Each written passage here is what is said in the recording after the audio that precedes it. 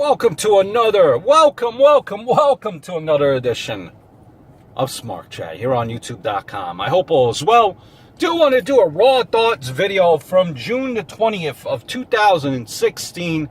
And my thoughts are obviously in no particular order. And I welcome, obviously, your thoughts down below. Check out my other channel, Tom Brand 1.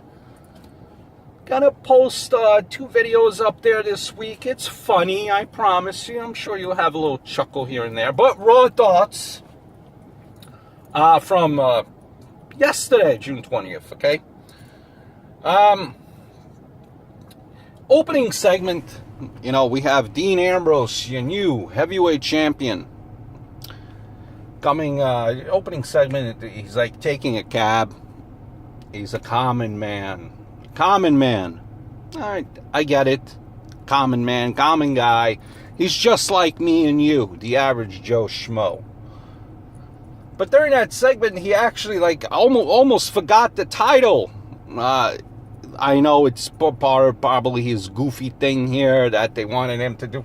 Like he's a common guy. He's forgetful. Common guy. He almost forgot the title in the cab.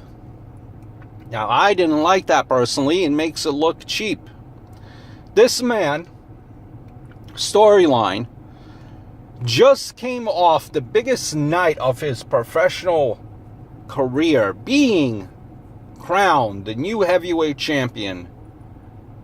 Something that he's worked for long and hard, and he almost forgets the title in the cab. I mean, come on. Was that necessary? Makes it look cheap. Makes it look almost, to me, maybe I'm over-exaggerating, that the title means nothing.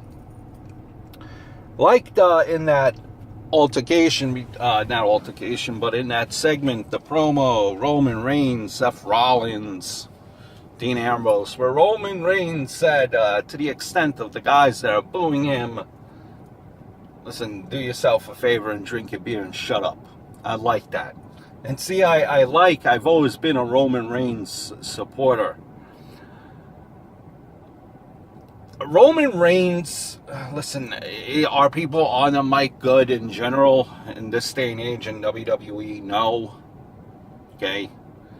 But WWE at times, I think they, in wrestling in general, try to have the new catchphrase. Everything has to be said like it's a catchphrase to print new shirts. And ideally, I get it. That is the deal. You want to have at least a catchphrase to print some shirts, something that will stick.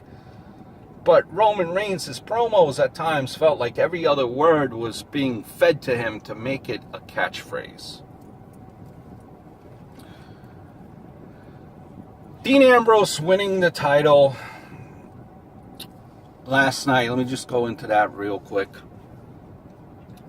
Everyone last night was saying, wow, the crowd popped. They popped when he became champion. Money in the Bank, when he cashed in that briefcase. When hasn't a crowd popped when someone cashed in the Money in the Bank and became champion? Natural, everyone does that. Dean Ambrose, I've said it a few times before, I still don't really know what they're trying to do here with Dean Ambrose. He's supposed to be this lunatic fringe, Ambrose asylum. But is he a real lunatic? Doesn't come off as a lunatic to me. Comes off as a goofy guy sometimes. Goofy guy. Just, you know, happy-go-lucky, happy to be there. Doesn't really come off as a lunatic to me.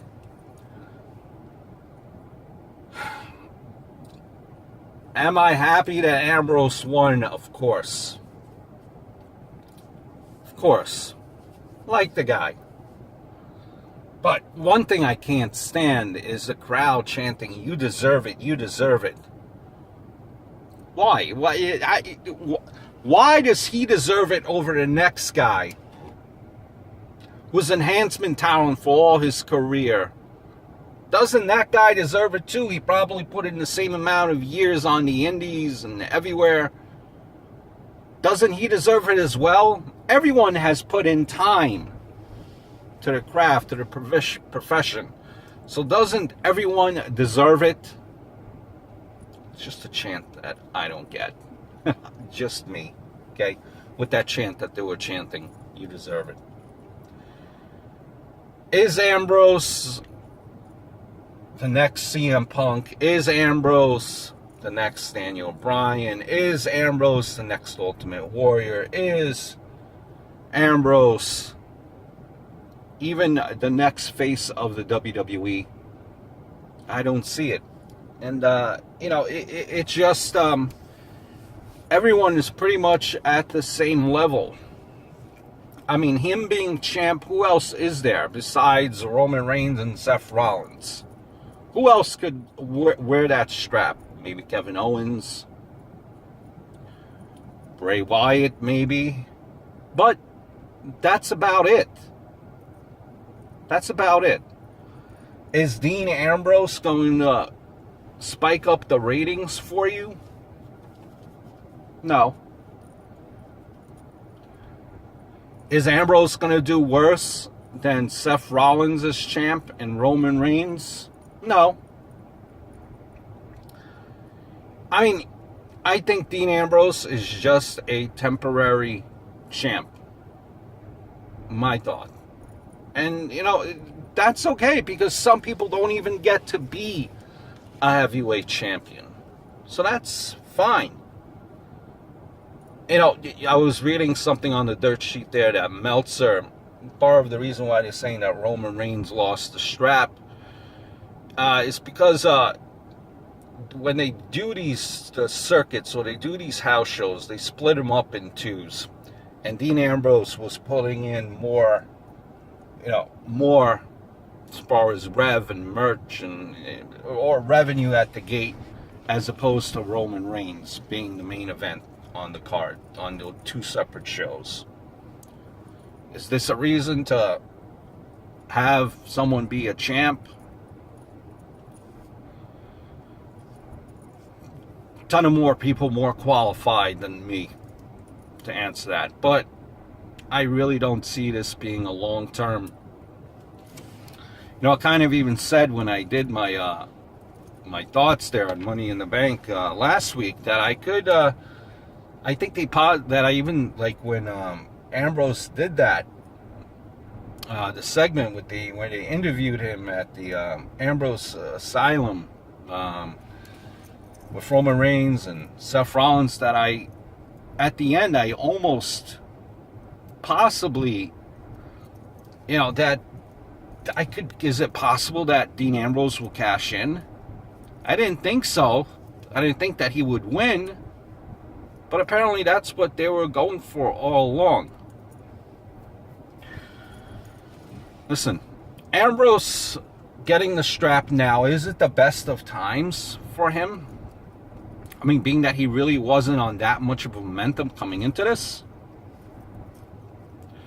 Who knows? We'll see. Just my thoughts, just my opinion. We've seen John Laurinaitis appear, and again, former GM, and you could see that there will be a GM for SmackDown. That's the way it looks. Whether it be Kane, whether it be Teddy Long, whether it be Laurinaitis, or even Triple H, who knows where this is going, but there will be a GM for SmackDown when the brand splits. It's the little things that matter with me. How is Shane McMahon saying, how did John Laurinaitis get here? And storyline, you're the GM. You know everything that goes on. You're the figurehead. You're the authority. What do you mean, how did he get there? Aren't you running the show? Aren't you on the know of things? Maybe I'm nitpicking, but that's just me. Dana Brooke, all for new people coming onto the roster, but sometimes you're a little bit push things too quickly.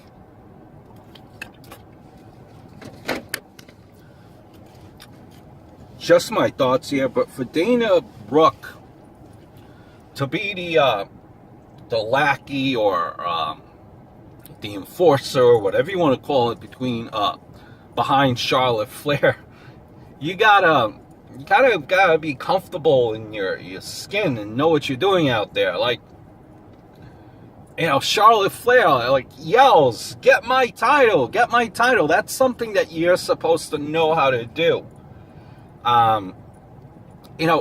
Dana Brooke also really doesn't sell. Like, she gets hit with an elbow, like, yesterday. And from Paige, and she doesn't sell that elbow. No, and even from Sasha Banks, she doesn't sell that elbow today. And she's like right up there, right, coming back. Like it was nothing. You got to sell. You got to be a little bit more experienced, a little bit more seasoning. She seems uncomfortable being next to Charlotte Flair. And it just me here. Just my thoughts, just out loud. Just like the facial expressions, too. Things that I've seen. Maybe this... the split that's coming up for Raw and SmackDown would be good if they broke these two up. What do you guys think? We also seen the debut of the Wyatt family. Wyatt family speaks for about, Bray speaks for about 2 minutes. And then next thing you know, we see an interruption by the New Day. The comedy act, New Day. I guess I don't mind this feud. Gotta obviously wait. Gotta see how this develops. But if we're gonna have Bray Wyatt cutting comedy-like acts or comedy-like insults